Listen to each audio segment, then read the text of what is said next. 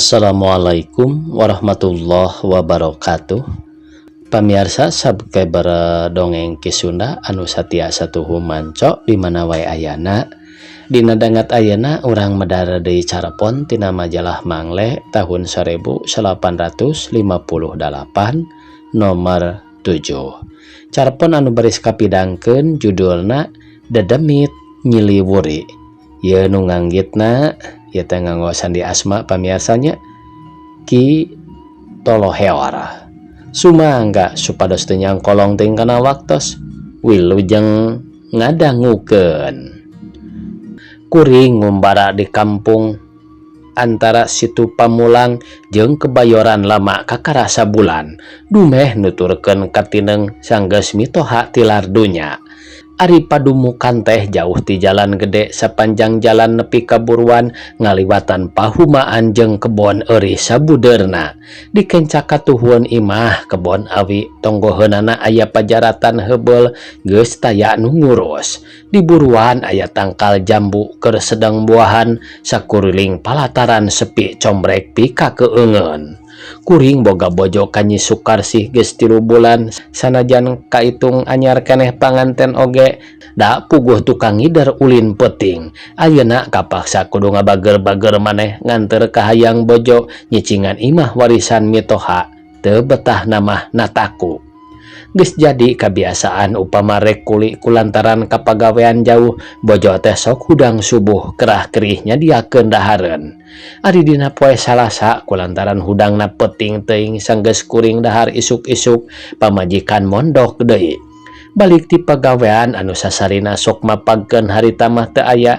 Ari datang ka imah panto teu ditulakan malah urut dahar isuk-isuk oge nyampak balata keneh. Di teangan kawalungan bisi ngadon nyeseuh atawa keur mandi teu kapanggih disusul ka jalan gede sugan nungguan atawa rek mapagkeun pasalia jalan henteu aya. Sapeuting jeput kuring guling gasahan teu bisa mondok rek tatanya ka tatangga teu werat sabab tara unjung anjang da puguh jeung tatangga pajauh. Rek nyuratan nanyakeun ka barayana mustahil teu badami heula sabab kabeh oge aya di Tasikmalaya jeung inggis eueuh. Jadi ngabarubahkeun sararea. Kumaha kababaturan kalah ka ngajurung lapor kanu wajib cenah bisi diiwat ku lalaki ruksak akhlakna. Tapi nasehat ieu oge teu asup kana pikiran sabab Nyi Sukarsih teh sajabana turunan bager oge salilana dipihukum ku kuring kacida satiana. Nepi ka ayeuna poe Kemis leungitna Nyi Sukarsih geus 3 poe kuring teh bolo ampar ingat kana gawe. Geus suda dahar kurang mondok balas mikiran bari teu petot-petot neneda kanu kawasa sangkan dipaparin pituduh pinanggih laratanana. Seblak ingat ka Abah Emad dukun kepercayaan kuring pikiran geus gilig harita keneh kenceling indit ngangkir dukun. Bada asar dukun datang nuntun incuna kira-kira umur 10 tahun gek diuk di tengah imah hareupeun lawang enggon andekak yang hareupan parukuyan katus sasajen sapuratina. Ari incuna diuk gigireunana kuring tukangeunana. Sawatara menit lilana dukun ngareret kuring bari ngaharewos. Ujang, tuang rai teh disumputkeun dedemit.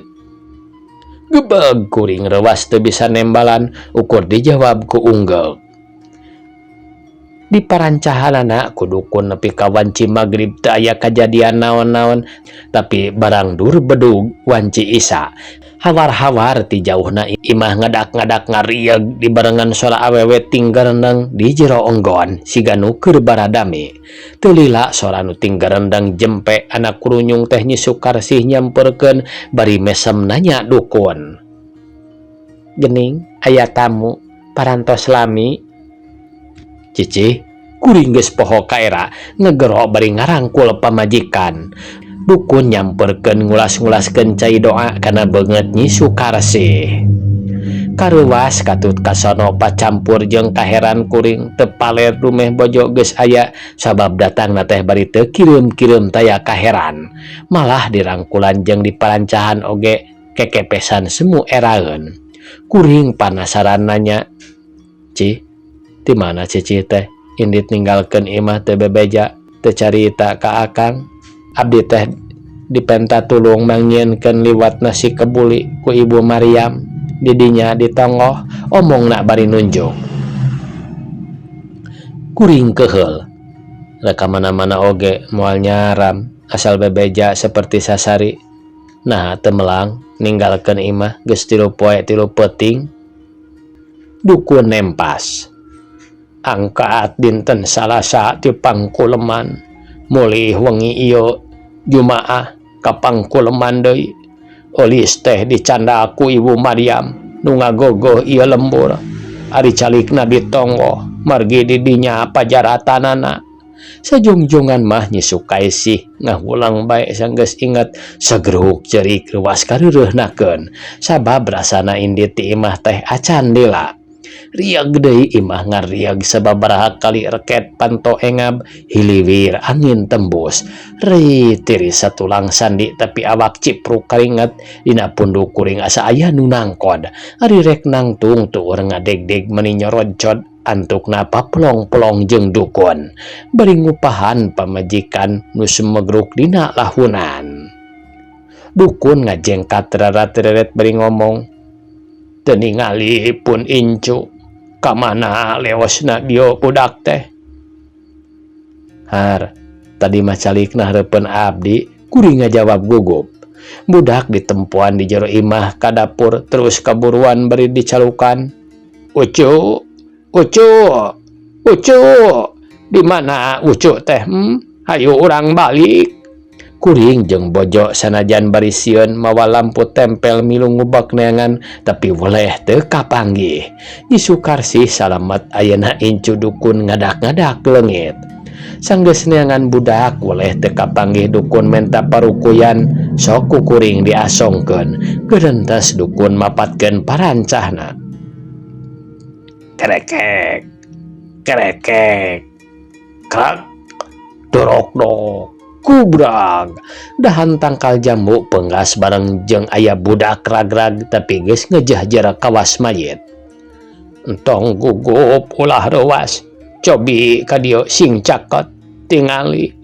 Sanggeus dukun mapatkeun deui parancahna tangkal jambu teh endag-endagan barakatak aya nu seuri tapi teu tembong jirimna. Sora nu ngabarakatak seuri ngajauhan les leungit. Saleungitna sora nu seuri budak teh nya beunta eling deui. Kuring teu oleh muruding bulu punduk. Tamat cenah ieu pamirsa. Sakitu anu tiasa kapihatur. Wassalamualaikum warahmatullahi wabarakatuh.